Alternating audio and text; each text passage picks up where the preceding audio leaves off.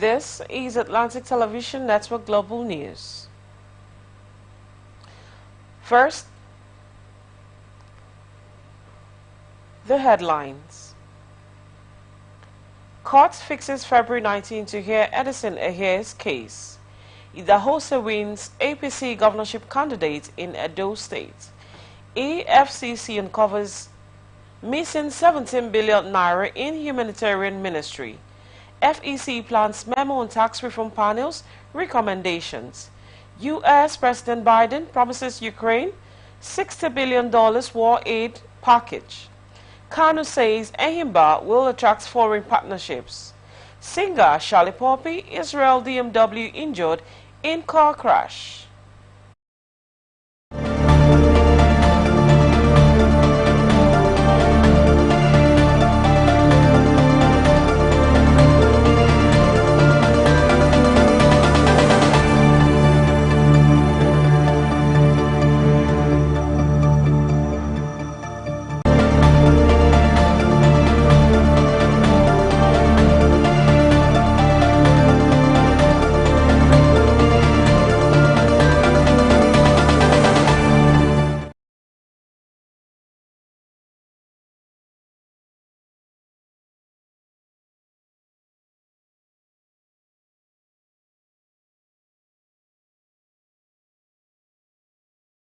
Vacating its earlier arrest warrant order against him and others.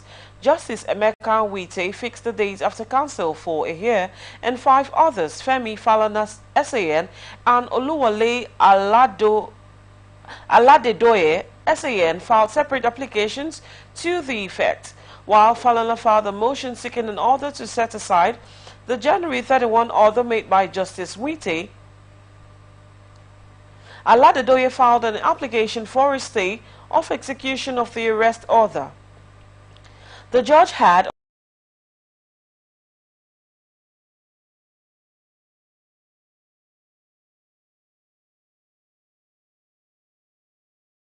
States House of Assembly on October 29, 2023. While Nwite, who gave the order while delivering a ruling in an ex parte application brought by counsel for Inspector General of Police Simon Luke, also ordered the arrest of 5 other accomplices. Those ordered to be arrested along with Ehia are Jinjiri Bala, Happy Bennett, Progress Joseph Adokie or Yagiri, and Chubuke Peter, also known as Rambo. While the court granted the ex parte application, as conversed by Luke on grounds that the 6 defendants had been at large to stand their trial in a 7 counts preferred against 5 other suspects.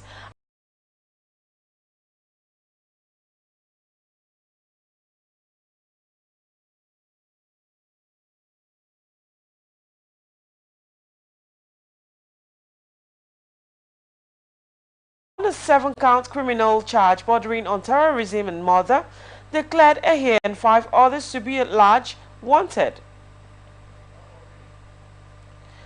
We'll go on a short break. When we come back, we'll give you the rest of the stories.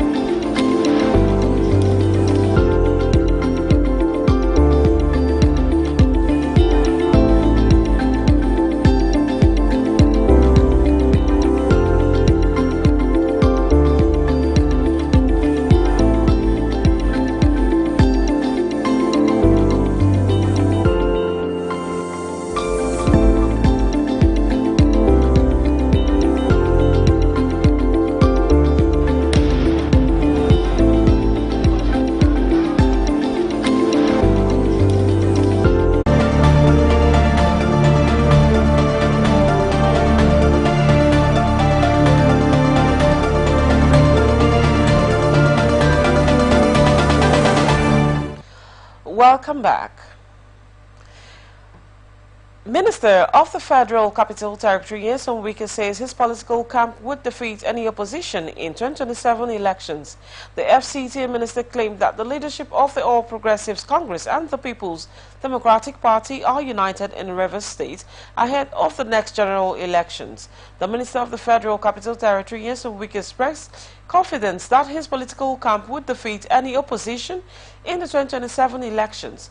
The former River State governor, who has been in a face-off with his successor, Siminalayi Fubara, stated this during a Thanksgiving service by a federal lawmaker, Senator Barinada Mbigi, in Koroma Thai local government area of the state. The FCT minister claimed that the leadership of the All Progressives Congress and the People's Democratic Party are united in Rivers State ahead of the next general elections. This is coming after Rivers State experienced political crisis following alleged moves by Wike to impose decisions on the current administration. National Assembly Joint Committee on Host Communities has faulted Ajib Oil Company for its alleged non-compliance with the Petroleum Industry Act regarding its obligations to the host communities. During a meeting held in Abuja, committee members specifically accused the Italian oil giants of failing to remit the 3% host communities trust fund to beneficiaries, while Chairman of the House Committee on Host Communities in the House of Representatives, Right Honorable Dunamane Robinson Deco, expressed his concern about the company's failure to release the designated funds to the host communities, attributing it to the sluggish pace of development in the area. Honorable Deco, the former Speaker in the River State House of Assembly and former Works Commissioner in the state, asserted that the benefits of the PRA have not yet been experienced by the people in the oil-producing region, while several other lawmakers present at the meeting expressed their worries about the continued mistreatment of the host communities, suggesting that if the situation persists, it may lead to a potential uprising. Police force, as part of its intensified efforts to curb the illegal oil theft and economic sabotage in the country, and in conjunction with the military and other relevant security agencies, has been in active liaison on intelligence sharing and collaboration with private security contractors and engaged by the Nigerian National Petroleum Company Limited, particularly Tantita Security Services. Efforts have led to the arrest of 40 suspected individuals and recovery of 2 vessels in 2 different interceptions at the Obogore oil field, Brass area, and Ekeni area of southern Ijo in Bayelsa State for conspiracy, tampering with oil pipeline, illegal transportation of crude oil, dealing in crude oil and storing zinc without lawful authority and appropriate license, amongst others. A statement by the police force PRO Force Headquarters Abuja, ACP Olumuyiwa Adejobi, said the suspects were apprehended and subjected to investigation, having established a prima facie case against them, and will be arraigned in the court to face charges related to economic sabotage and oil theft, which have been filed. Similarly, vessels used in the illegal activities have been seized as part of the evidence against the suspects, while preliminary investigations have indicted numerous individuals and companies, including their foreign collaborators, who will in due course be interrogated and caused to face the full wrath of the law. The Inspector General of Police has therefore urged the public to be vigilant and report all suspicious activities related to oil theft and economic sabotage to the police, in line with its mandate as enshrined in Section 4, Subsection D of the Police Act 2020, empowering the police to enforce all laws without prejudice to the enabling acts of other security agencies.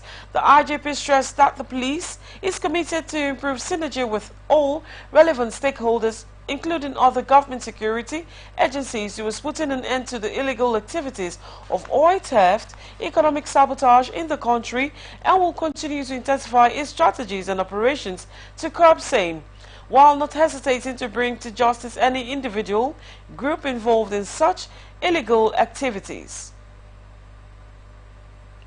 Member of the House of Representatives, Dennis Idahosa, has been declared the winner of the All Progressives Congress governorship primary election, which took place in Edo State last Saturday.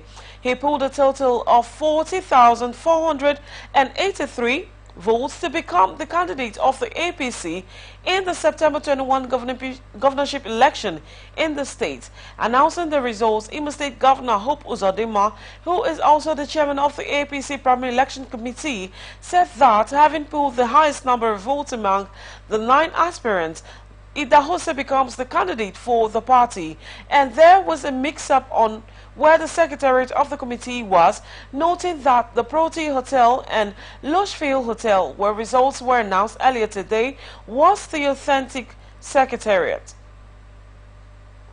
Eket People's Union in Akwa Ibom State, comprising Eket and Isit Eket, has called on BUA Petrochemical Refinery Limited to meet with stakeholders of the host communities to address nagging issues before commencement of operations. President General of the group, Dr. Samuel Udonsak, said although the Akwa Ibom State government was aware of the entrance of the company, it was also expedient for the company to meet with the land owners for proper discussions and agreements. Other than that, Eket people are not allergic to development, and it was an affront for their forest reserve to be taken from them by the state government without following due process, saying the people will take every necessary step to stop them, even as they have taken the case to court. Also speaking, the Secretary General of EPU, Barrister Dan Abia, admitted that the state government had earlier attempted to give them compensation for their land taken, noting that it is not what Eket people want. Adding that all they were asking for was for the state government to follow the prescriptions of the law for land acquisition and for them to sit on a dialogue table with the investing company to spell out their terms and conditions, especially on the preservation of their flora and fauna. Abiy lamented over what he described as lots of illegal acquisition in the sub-creek of their forest reserve, noting that Eket Union will no longer allow such to continue under the guise that all lands belonged to the government, and observed that the Akwa Ibom State government has flouted its ordinance by giving out a forest reserve to a company to build a permanent structure. Despite the tears of family, relations, friends, and well-wishers, the remains of Lady Caroline Aguiyi Ironsi, the daughter of Nigeria's former head of state, General Thomas Umunakwe Aguiyi Ironsi, has been laid to rest at Umwana village in Dume Ibeku in Umuahia North local government area of Abia State. Lady Caroline, who died at 86, was popular in the community for her kindness to the people and advocacy for the ordinary people. And in his message at the event, Abia State Governor Alex Oti described the late Lady Caroline Aguiyi Ironsi as a woman of substance with a heart of gold, pure and natural. Oti was represented by his deputy, Ikechukwu Emetu, posited that Caroline was a truly caring woman who touched the lives of so many people with her kindness, warmth and compassion, and called on the family to remain strong and look forward to the positive side of life, in recognition of the legacy of love and generosity exemplified by the deceased. Responding on behalf of the family, former Minister of Defense and son of late General Aguiyi Ironsi, Thomas Aguiyi Ironsi, thanked Governor Oti for identifying with the family during the trying period and prayed for God's wisdom and good health to enable him deliver on his ongoing programs in the States. Alleged mother of a 30-year-old girl by her boyfriend has been identified as one of the operative of a local vigilante group in Owerri municipal area of Imo State. According to a viral voice note by concerned individual and resident of Madumeri Street in Owerri said, the lifeless body of the girl was found in a filthy gutter near his house on the 7th of January 2024, while the poster of the voice note said he has an uncompleted building in Madumeri Street and that the corpse was dumped in the gutter in front of his house. He also said he arrived in the morning to meet the mammoth crowd of sympathizers at the gory scene of incident, and he quickly mobilized to evacuate the corpse and deposited it in a morgue. He called on the Imo State government and the police to set up action in ensuring justice prevails on the matter, adding that the ugly trend will remain unabated, while the police command spokesperson Henry Okoye said the command won't allow such a heinous act to be swept under the carpet.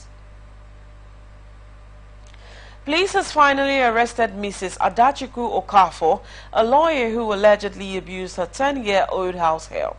The Special Assistant and Media to the Minister of Women Affairs, Henry Joseph, in a statement said the lawyer has been on the run since the news of alleged crime broke the internet, adding that the weapons used to brutalize the child, including a broken bottle, a knife, and an electric pressing iron. This is coming after the minister had earlier placed a 2 million naira reward for any information on the lawyer who disappeared after the video of her misdeeds went viral, adding that the ministry will partner with the police to begin an immediate investigation on the matter. Second-year student of Nnamdi Azikiwe University, Awka, identified as Chama, has allegedly poured hot water on the president of a hostel, identified as Mark. Eyewitness said the female student also stabbed him, adding that the disagreement between both students was said to have started over sanitation on school hostel where both of them lived. Chama was said to have reacted violently when Mark reminded her of her duty to join others in ensuring that the hostel was kept clean. And though details of the attack is still sketchy, Mbaduga said Mark had been taken to a local hospital for medical attention. The State Police Command spokesperson DSP Tochukwu Ikenga is yet to make comments on the matter. Member representing Ezagu constituency in Enugu State House of Assembly, Honorable Chima Obieze, has congratulated Governor Peter Mba over his award as the Sun Governor of the Year. The Sun newspaper is one of Nigeria's leading newspaper, gave Governor Mba the award as the best governor in 2023, while in a statement in Enugu said the award is well deserved as Governor Mba has demonstrated class and unmatched quality in leadership and service delivery to Ndi Enugu. On the issue of security, the lawmaker stated that a close look at the pragmatic way the governor fought the illegal sit at home and improved the overall security situation in Enugu State explains the crime-free Yuletide in the state, and even after the festive period, Enugu remained calm and not in the news for bad security reports. Retired Ebonyi State civil servants who have not received their retirement benefits have called on Governor Francis Wifiri to come to their aid on account of hunger following the economic hardship faced by the nation. The affected retirees who expressed dismay said they were assured by Governor Wifiri since September 2023 that the gratuities and accumulated pensions would be paid by December 2023 and had been suffering throughout the 8 years of former Governor David Umahi before Wifiri decided to start addressing the matter. They noted that some of them are already developing cold feet, lamenting that the exercise had stopped when it got to their turn, and praised Wifiri for raising their hopes, but appealed to him to remember his assurance he made to them as they were still expecting to be paid like others. The committee set up by the state government to pay the gratuities and pensions all the retirees said when the state was created from 1996 to 2021, headed by Professor Adeline Idike, only succeeded in paying the retirees who were screened in November and December 2022. Adding that nothing has been heard of the Adeline Idike committee, which appears to have wound up, thereby raising fears that the remaining retirees yet to be paid may have been forgotten once again. Rapid Response Squad of the Lagos State Police Command says it arrested 28 suspects from different black spots across the state. The arrest was made by Rapid Response Squad via the third statement posted on its official X handle. The suspects, according to the post, were arrested from K2 Old Toll Gate by 2 on the bridge and motorways. The 28 suspects are to be charged to court in line with the directive of the Commissioner of Police CP Adegoke Fayoade. Operatives of the Lagos State Police Command have arrested 3 suspected members of a one-chance robbery gang.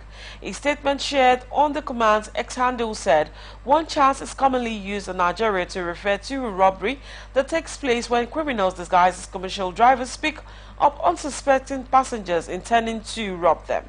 The operatives also arrested other members of the gang while investigation is ongoing. And this is coming after, in January, operatives of the Lagos State Traffic Management Authority arrested a 3-man one-chance gang at Jubilee Bridge at the Abuleba area of the state. The gang members were arrested while they were being chased by members of the public after they noticed that a man was pushed down from the vehicle after robbing him of his valuables. Chieftain of the All Progressives Congress in Osun State, Mr. Olatubosun Oyintiloye, has advised President Bola Tinubu to monitor distribution of grains he recently approved for release from the strategic reserve to Nigerians with a special task force. This is coming after the Minister of Information and National Orientation, Mohammed Idris, said President Tinubu approved the release of 42,000 MT of maize, millet, and other commodities from the National Strategic Reserve to address the rising cost of food. Idris, after a meeting of the Presidential Committee on Emergency Food Intervention, also said the Rice Millers Association of Nigeria had committed to raising about 60,000 MT of rice to the markets, while Oyintiloye said monitoring the distribution has become necessary in order to ensure that the food items were not diverted but get to the targeted Nigerians. The ex-lawmaker said the president had shown that the federal government's free grains had not been reaching targeted Nigerians due to the activities of saboteurs. And for the masses to benefit from the free grains, the president must put up a task force that would monitor the distribution and check activities of the saboteurs who may be planning to rip off Nigerians. Suspected bandits have killed 9, abducted 35 and injured 9 people in Igabi in Kari local government areas of Kaduna. This is coming after the hoodlums stormed Kwasem, Kurere and Kan Makama communities in Kuru local government areas, as well as Karawa and Sabon Bini communities in Igabi local government area, and killed no fewer than 9, injured 9 and kidnapped 35 people. A resident in Kwasem in Kuru local government area who pleaded for anonymity gave the names of those killed and those kidnapped, adding that 2 others were kidnapped and are currently receiving treatment in a medical facility. Reacting to the development, the state governor, Senator Ubasani, while condemning the attacks, called for aggressive military operations in the state. A statement signed by the overseeing commissioner, Ministry for Internal Security and Home Affairs, Samuel Arawan, prayed Almighty God to grant the disease eternal rest and grant a speedy recovery to the injured, while the police is yet to make any statement on the matter. Emir of Gwandu in Kebbi, Muhammadu Ilyasu Bashir, has advised Nigerians to demonstrate high sense of patriotism to promote peace and unity in the country amid the ravaging economic crisis. He disclosed this at a banquet organized in honor of the Vice-Chancellor, University of Port Harcourt, Professor Jadwil Owunari, at his palace in Birnin, Kebbi. Ilyasu Bashir is the Pro-Chancellor of the University of Port Harcourt and also Chairman, Kebbi Council of Emirs, while the Royal Father thanked God Almighty for giving him the opportunity to serve in different capacities across the nation. He appreciated the VC and his saboteurs for running and his subordinates for running the university smoothly, while Owunari lauded the gesture, describing it as an honor he never received in his life. Represented by Professor Clifford Obiyo of Furun, the Deputy Vice-Chancellor Administration, Owunari thanked Nigerians on humility, unity and oneness and described the Emir as an embodiment of unity, peace and national cohesion, while thanking him for what has been doing for the university and the country at large. Pharmaceutical manufacturers and importers have been directed to stop supplying medical products to patent medicine dealers in Niger Street and Sabongeri Market, Kano State. This follows the judgment of the Federal High Court, which ordered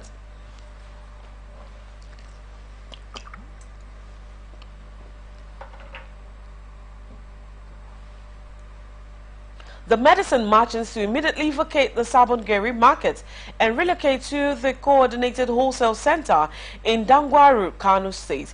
This is coming after members of the Nigerian Association of Patent Preparatory Medicine Dealers had approached the court asking it to stop their forceful relocation from their registered business premises in Sabongeri to the new location against their wish, and delivering judgments in the case. Justice Simon Amobeda held that the suit was lacking in merit and the plaintiffs had no locus standi to challenge the relocation order by the Pharmaceutical Council of Nigeria, a body empowered to regulate their business.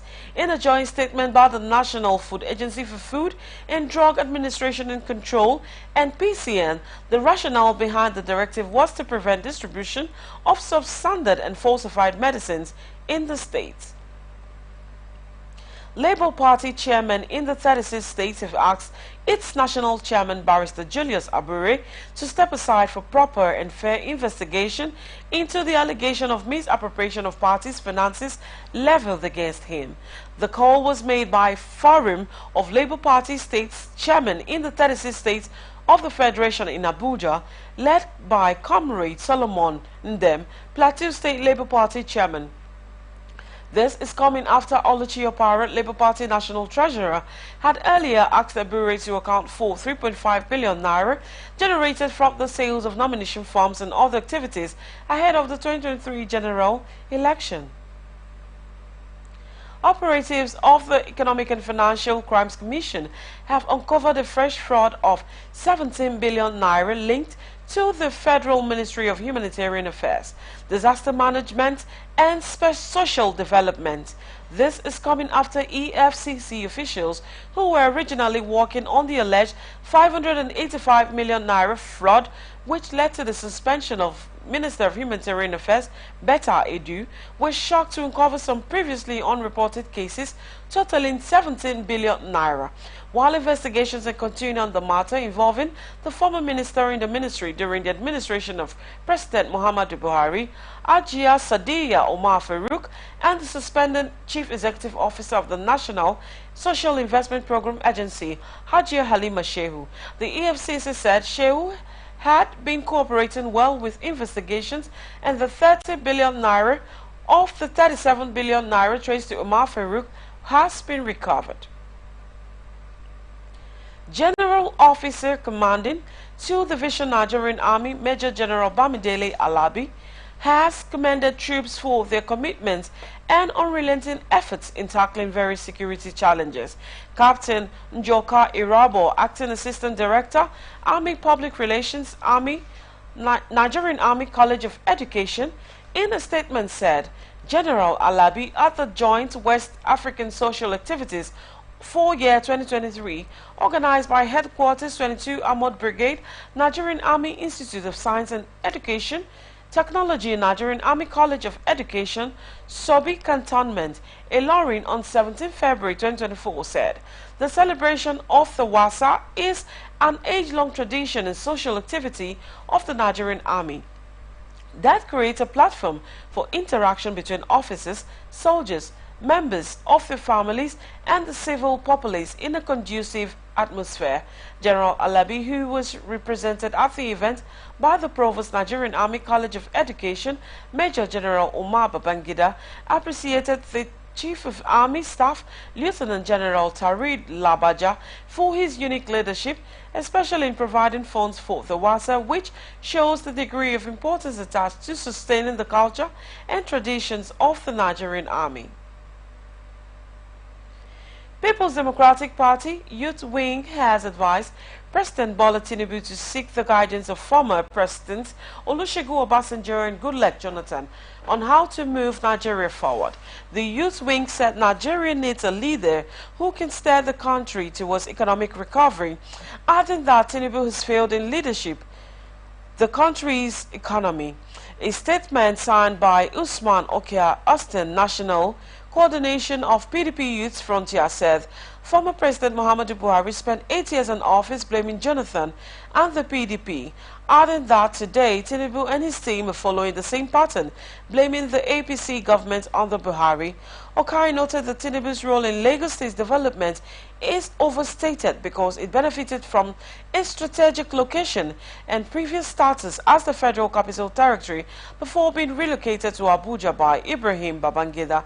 He also criticized the APC for relying on propaganda and highlighted the failure of the president's economic policies to address modern challenges facing the country.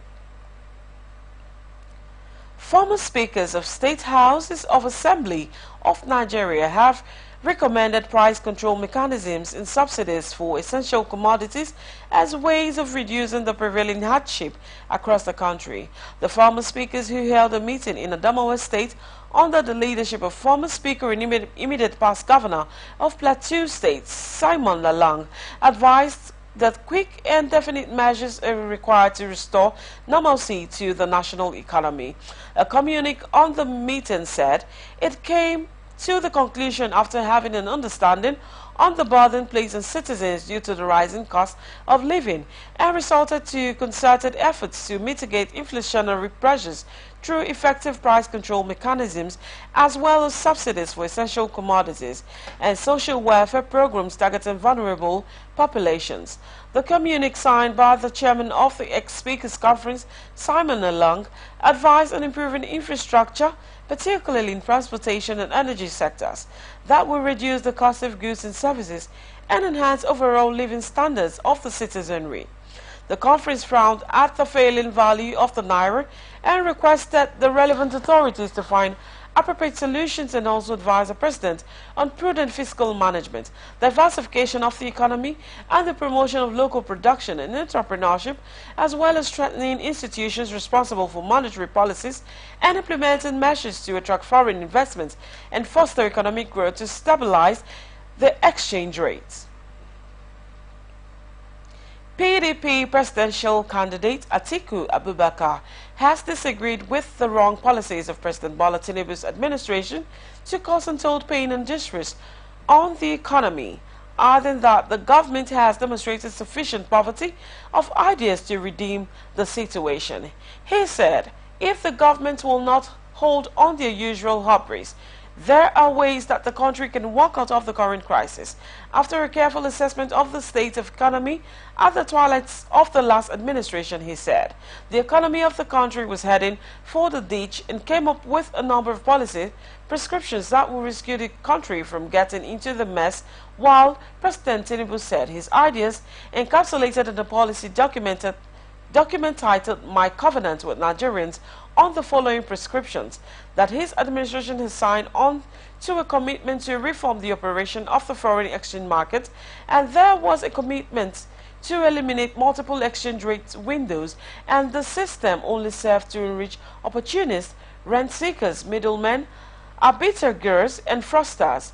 Atiku said Tinubu's new policy, FX management policy, was hurriedly put together without proper plans and consultation with stakeholders, adding that the government failed to anticipate or downplay the potential and real negative consequences of its actions. Atiku lamented that the government did not allow the CBN the independence to design and implement a sound FX management policy that would have dealt with such issues as increasing liquidity, curtailing and regulating demand, dealing with FX backlogs and rate convergence, and expressed belief that if and when the government is ready to open itself to sound counsels as well as control internal bleedings occasioned by corruption and poorly negotiated foreign loans, the Nigerian economy would begin to find a footing again. Federal government has restated the current administration's commitment to building the capacity of smallholder farmers in order to address the food shortage. Vice President Kashim Shettima has disclosed this during a 2-day high-level strategic meeting on climate change, food systems and resource mobilization held at the banquet hall of the Presidential Villa Abuja. Said the Nigerian government, being aware of the invaluable contributions of smallholder farmers in land Restoration Initiative is irrevocably committed to building the capacities of small-scale farmers through various intervention programs to enhance their productivity while also serving as a vehicle for restoring degraded land. VP Shatima assured farmers of adequate security in all parts of the country during and after the farming season, and also revealed that the Nigerian government is set to give more support for farmers as well as establish a commodity board to encourage them. In line with the federal government's renewed hope agenda to create job opportunities for the teeming population of unemployed Nigerian youths, the Federal Ministry of Labor and Employment, through the Skills Development and Certification Department, sensitizes the general public and stakeholders in vocational and technical skills sector to create awareness in accordance with its mandate include apprenticeship, traineeship, attestation, certification, regulation, enforcement, and control. Certificate is trade test certificate, and it is in 3 categories: trade test grade 3, trade test grade 2, and trade test grade 1. Trade test grade 3 is training at the basic level.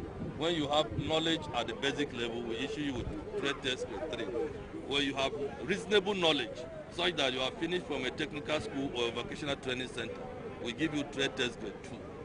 And then when you have an advanced knowledge, such that you even have people you are training, you are a master trainer, you can be issued trade test grade 1. It's the highest at the moment. Federal Ministry of Labor and Employment has over 28 skill centers spread across the country and more than 44 trade centers all over the country. So if you are from the north, you just go to the northern area of Nigeria and acquire your skill. If you are from the west, you go to the west. If you are from the south, you do the same thing. That is why we are here. You can't say you don't know, because, like the director said before, that ignorance is not an excuse in law. So that is why we have taken upon ourselves to go around and create awareness and sensitize people concerning all these privileges available to them. What you don't know is bigger than you. According to the Director, Skills Development and Certification Department, Alhaji Mohammed Talani said, Labor Law Cap 198 Section 49 to 53 LFN clearly spelled out the minimum age for apprenticeship in Nigeria to be 12 years. Anyone engaging an apprenticeship who is below this age is indulging in child labor according to the United Nations and International Labour Organization conventions and standards. During the training period, an apprentice is entitled to a stipend and sick leave. And before commencing his or her training, an agreement was signed specifying the duration of training and settlement after training. This agreement is to be supervised by the Federal Ministry of Labor and Employment. Traineeship accreditation and of centers. An apprenticeship training workshop must be accredited by the Federal Ministry of Labor and Employment in the Department of Skills Development and Certification in order to maintain standards before training commences. Talani said training curriculum must be revised periodically to conform to international best practices and technological advancements, adding that apprentices shall undergo oral, written and practical tests at the end of training, after which the trade test certificate of competence shall be issued to successful candidates at a subsidized fee. Training curriculum must be revised periodically to conform to international best practices and technological advancements. Examination and certification. Apprenticeship shall undergo oral, written, and practical tests at the end of training, after which the trade test certificate of competence shall be issued to successful candidate at a subsidized fee. Regulation, enforcement, and control. At the training workshop, safety precautions and regulations are to be strictly enforced by the skills department and the certification officer and safety officers of the Federal Ministry of Labour and Employment in order to avoid accidents and deaths. Apprentices must be seen to work under a good, safe, and satisfactory conditions. Organized labor is prepared to lower its demand for 1 million naira minimum wage for workers in the country in line with realities on the ground. And shift in position will likely be communicated to the federal government during the second meeting of the tripartite committee on the minimum wage on Monday and Tuesday. The meeting would enhance deliberations between all parties involved in negotiations to allow for the announcement of a new minimum wage on or before April 1st, following the expiration of the current 30,000 minimum wages provided by the law. President Bola Tinubu, through his deputy Kashim Shettima, had on January 30, 2024, inaugurated a 37-member panel on the new minimum wage at the Council Chamber of the State House in Abuja.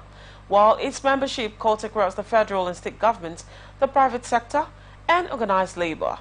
The panel is set to recommend a new national minimum wage for the country. It underscored the committee's need for substantial funds to kickstart its operations, and the document sought approval for the release of 1 billion naira with the inauguration set for January 26, 2024, while the memo also emphasized the legal requirement to establish a new minimum wage by April 1, 2023.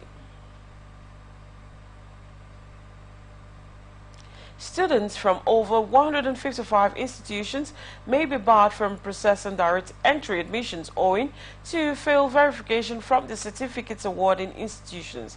The registration for direct entry exams, it was guarded, is set to commence on February 28, 2024.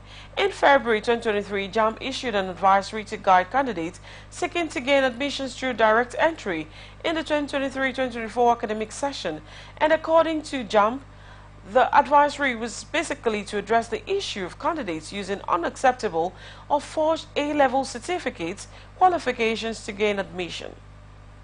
Recently, JAMB advised the candidates to contact their former institutions as soon as possible to have their certificates verified, stressing that it would not accept students with unverified certificates, stressing that it had written to all tertiary institutions that issued certificates and that a substantial number of them had answered positively, but others had not.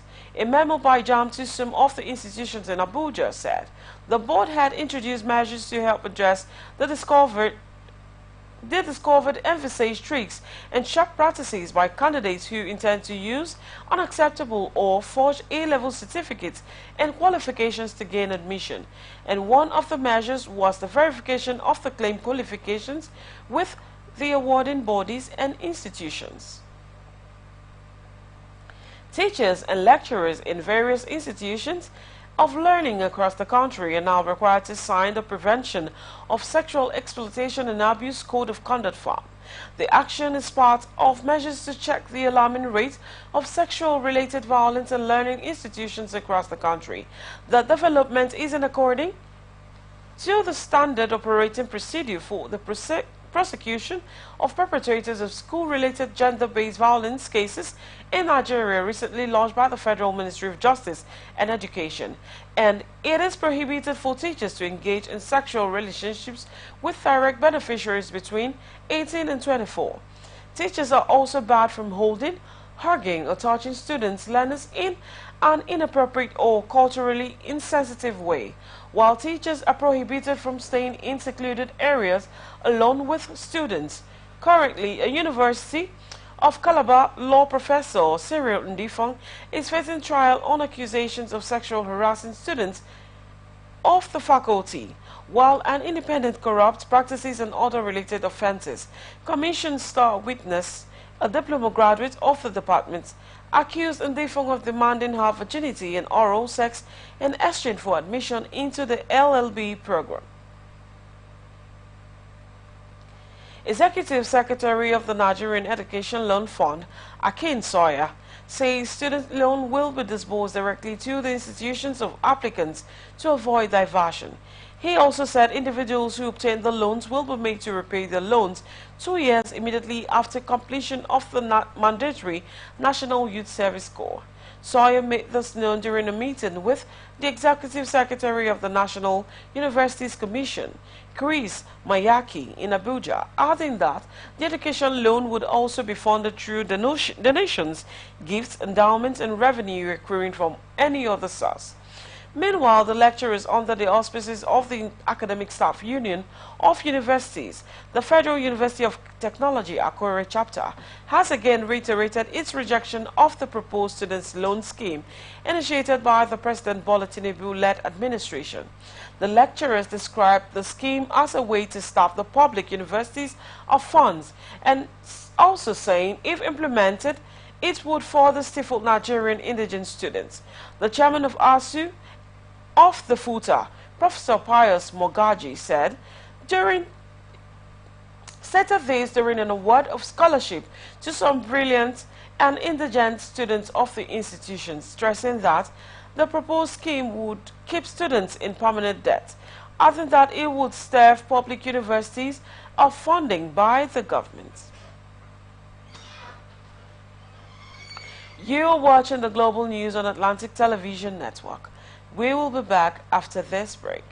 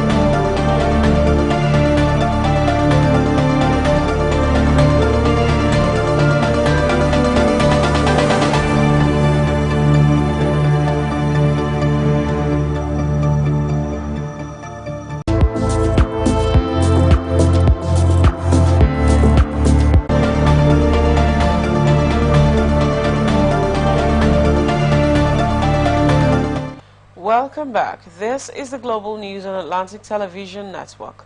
Now to the rest of the stories.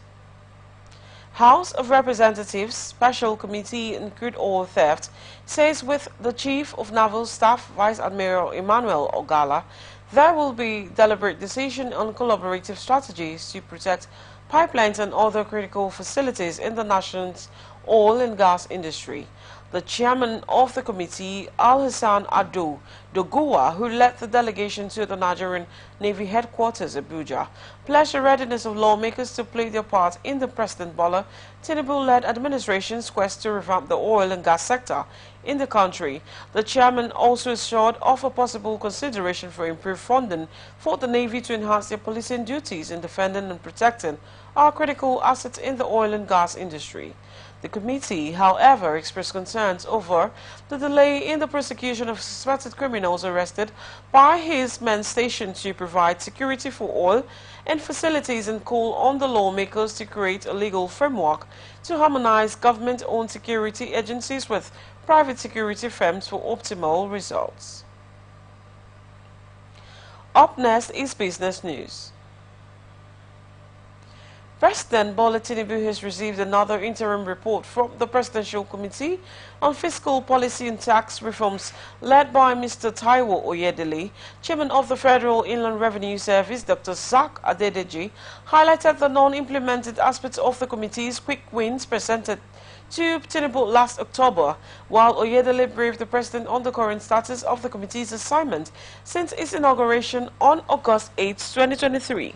While inaugurating the committee at the State House 6 months ago, Tinubu said, "In order to ensure seamless implementation, the committee shall be empowered not merely to make recommendations, but also to provide practical support to the government in the execution of delivery of the recommended charges."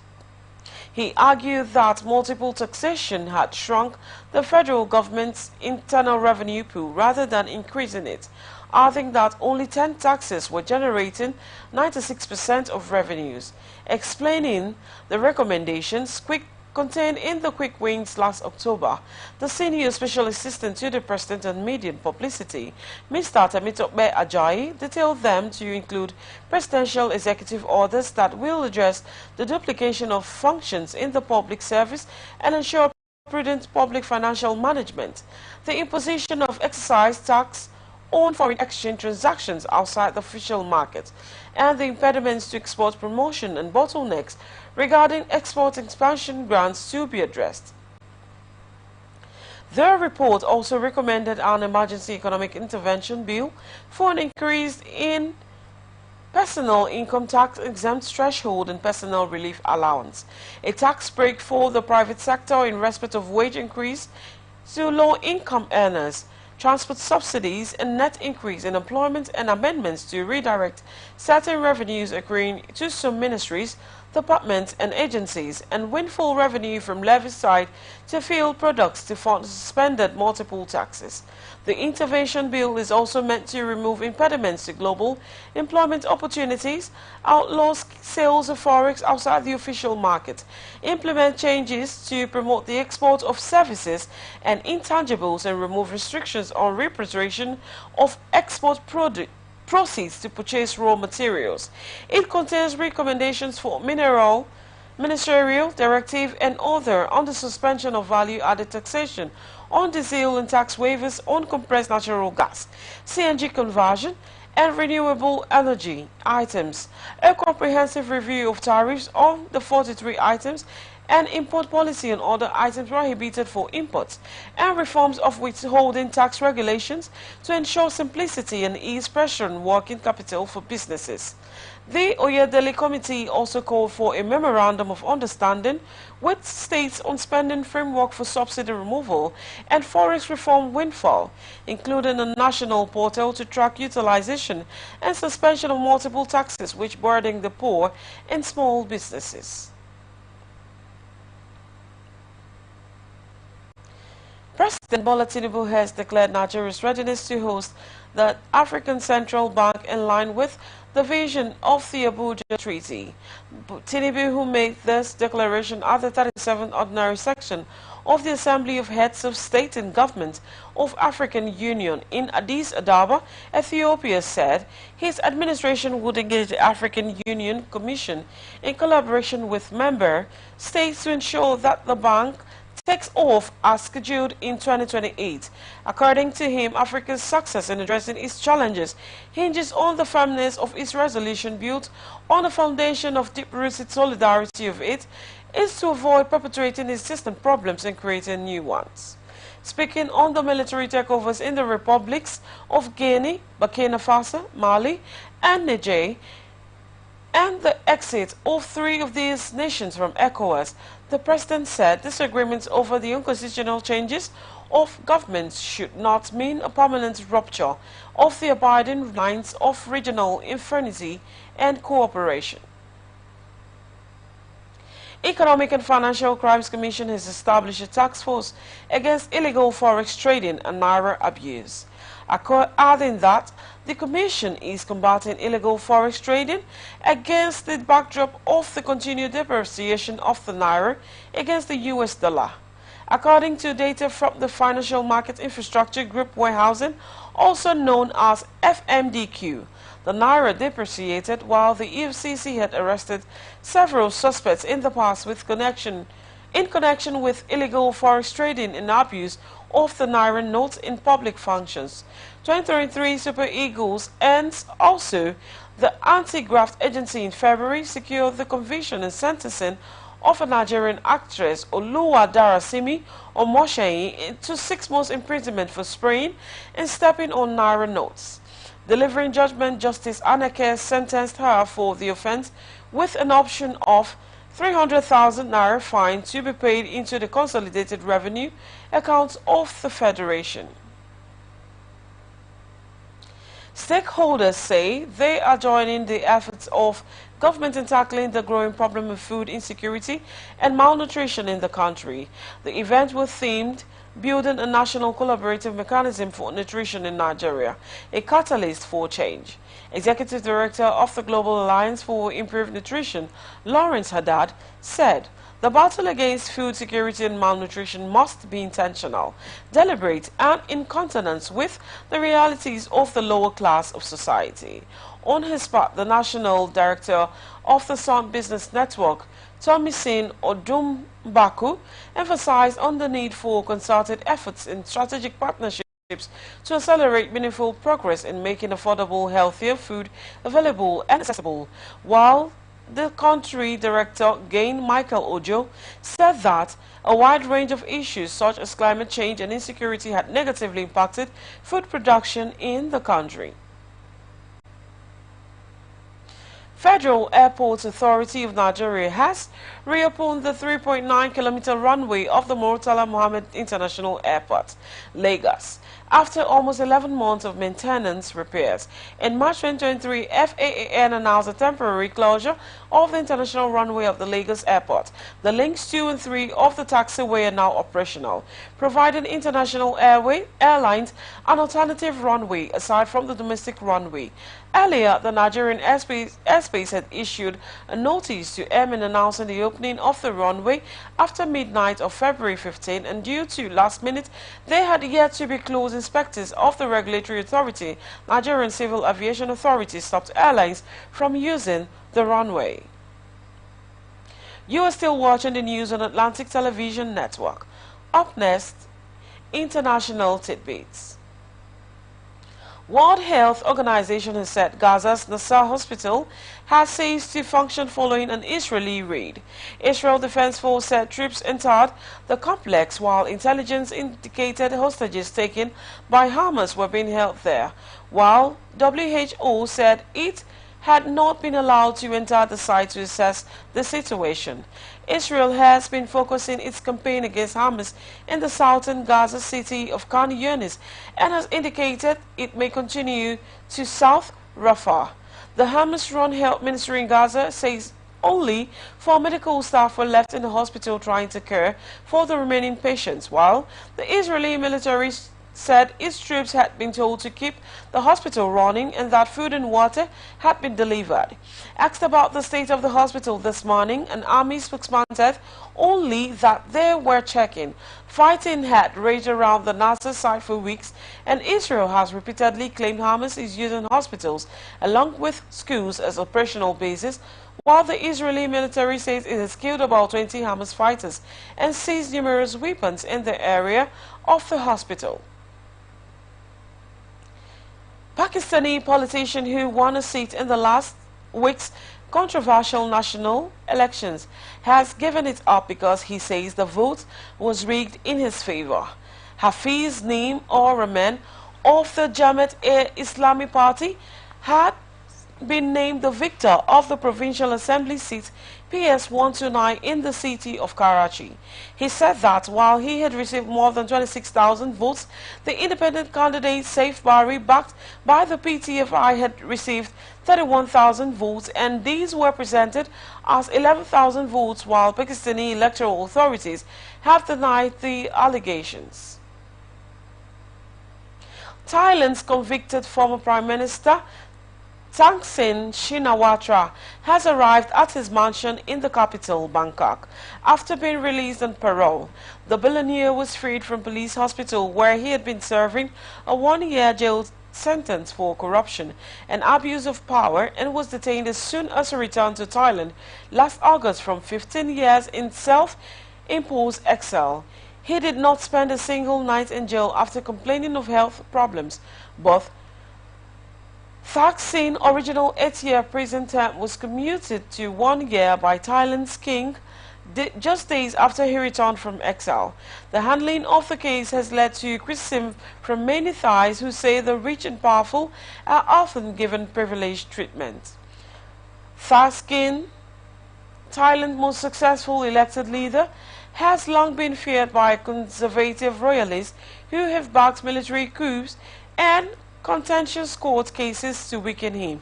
He left the country in 2008 after being deposed by a coup 2 years earlier, and spent his exile years mostly in London or Dubai, while his family's Pheu Thai party is currently in power in Thailand.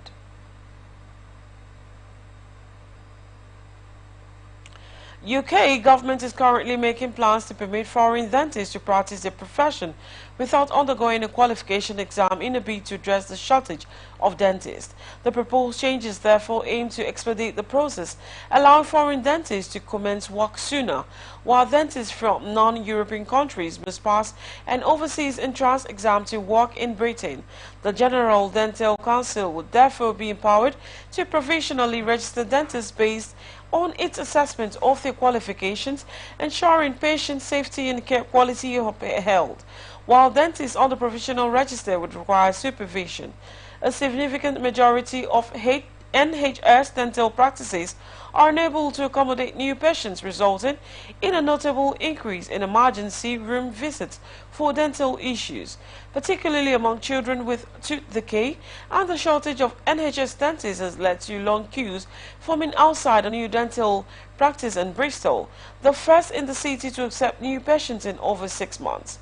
The situation escalated to the extent that police had to intervene as the practice struggled to accommodate the overwhelming demand, resulting in the disappointment of many patients, and dental union has therefore criticized the government for attempting to address the shortage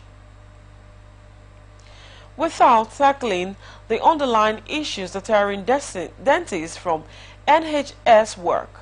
Health Minister Dame Andrea Litsam said the shortage of NHS dentists has led to long queues forming outside a new dental practice in Bristol, the first in the city to accept new patients in over 6 months, stressing that dentists who obtain their qualifications outside of the European Economic Area, such as Nigeria, must undergo an examination administered by Britain's dental regulator, the GDC, adding that this is with the exemption of dentists holding qualifications from 14 specific universities in Australia, South Africa, Singapore, Hong Kong, Malaysia, and New Zealand are exempt from these examination requirements, only if they graduated before 2001.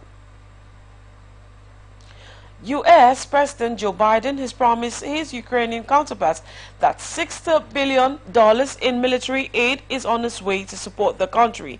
The measure still needs to pass a final congressional vote, but Mr. Biden told Volodymyr Zelensky that he was confident it would be approved. Mr. Zelensky had earlier made an urgent appeal for more weapons to avoid a catastrophic situation in Europe, while the U.S. has blamed Ukraine's withdrawal from the battle in Avdiivka on a lack of congressional support. The Ukrainian president also urged U.S. lawmakers to approve the financial package. This is coming after Zelensky returned from Germany, where he made an urgent appeal for more weapons to avoid a catastrophic situation in Europe.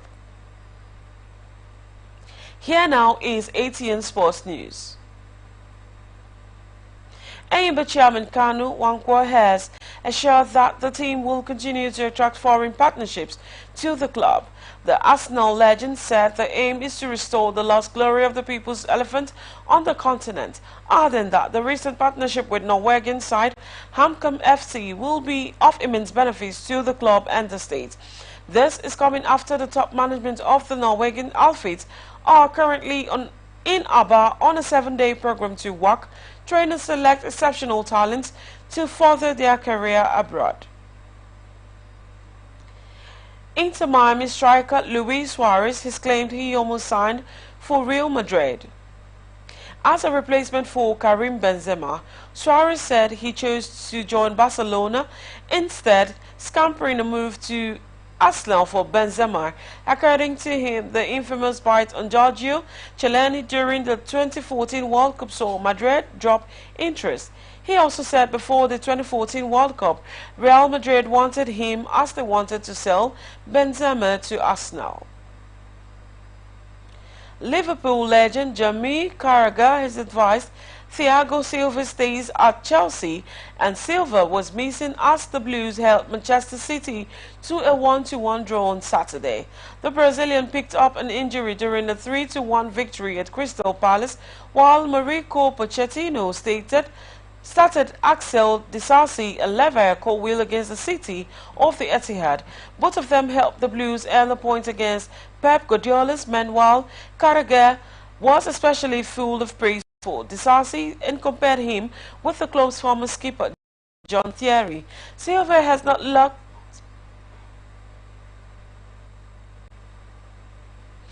looked fully fit this season, and Carragher believes his time is now.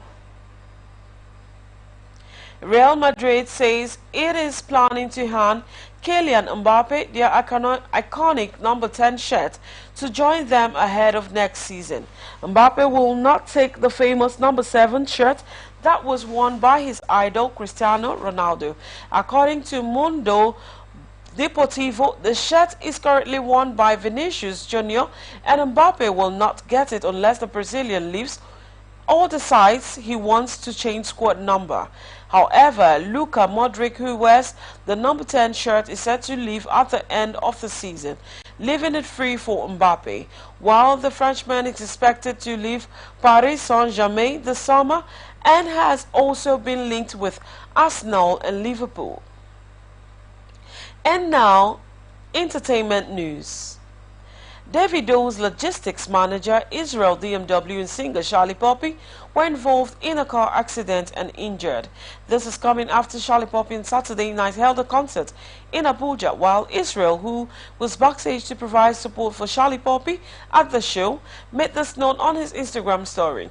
Sharing the clip of the accident, Israel stated that it occurred as both were returning from the show in the early hours of Sunday. Famous Nigerian singer Stanley Omar Didia, aka Omale, has taken sabbatical from music. He told his fans not to expect new music from him anytime soon. His announcement has left several of his fans in a panicked mood, with many of them taking to their social media handles to plead with the singer to reconsider his decision.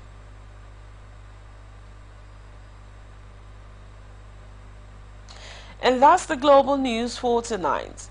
Before we go, another look at the major stories. Court fixes February 19 to hear Edison Eye's case. Idahosa wins APC governorship candidate in Edo State. EFCC uncovers missing 17 billion naira in humanitarian ministry. FEC plans memo on tax reforms panel recommendations. U.S. President Biden promises Ukraine $60 billion war aid package. Kanu says AIMBA will attract foreign partnerships. Singer Charlie Poppy, Israel DMW, injured in a car crash. I am Chinyere Davis. Thank you for watching. You can follow us on the social media platforms X, Atlantic TV Net, Facebook and YouTube, Atlantic Television Network, Instagram, Atlantic TV Network. Peace and unity are the pathways to progress. Good night.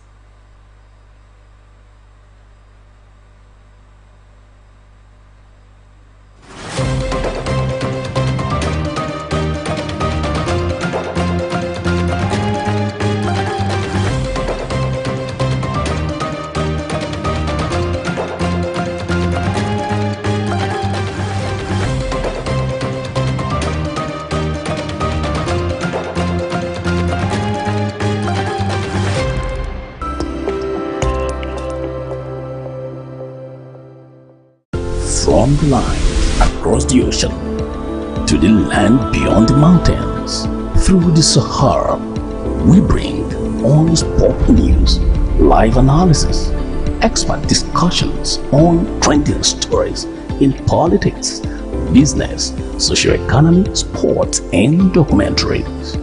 So catch all the updates on the happenings around the globe. We bring on sport news, live analysis, expert discussions on trending stories in politics, business, socio-economy, sports, and documentaries. So catch all the updates on the happenings around the globe. Stay focused on the fact today, only on ATN.